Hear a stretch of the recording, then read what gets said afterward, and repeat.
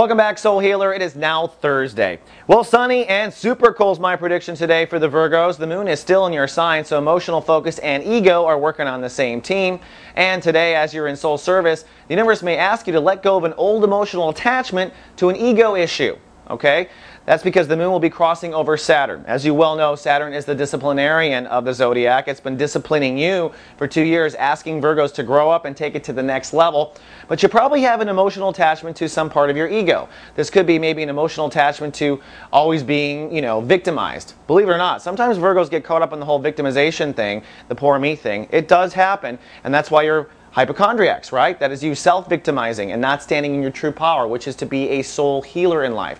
So your ego may be attached to those old patterns, whether they're dysfunctional or not, and you may have an emotional satisfaction from it. So maybe, for instance, when you feel victimized, well, that's when you allow yourself to go eat chocolate cake. And when you eat chocolate cake, well, that's when you feel really good. And sometimes these things go together. I don't have to explain it to you. You're very brilliant. But today it's time to let go of that. And this is the last time the moon will cross Saturn and Virgo for some time.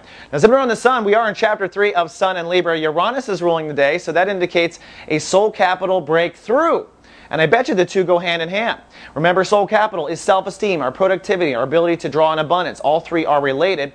We're in chapter 3, so likely this is going to be the solution, not a complete breakdown. And for you Virgos who are just tuning in, who have just ignored your soul homework all month long, this could be a big breakdown. This could be you going to the bank and the ATM doesn't work and you're like, why don't I have any money? Well, because you're hemorrhaging soul capital everywhere. You're not manifesting in that regard.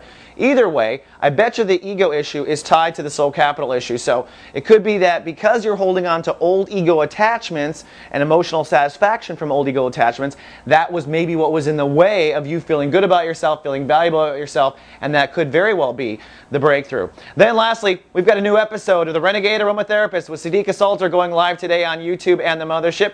Siddiqa is going to help you find the perfect plant in the plant kingdom to inspire you to have harmony and balance. So don't miss Siddiqa. She's live today.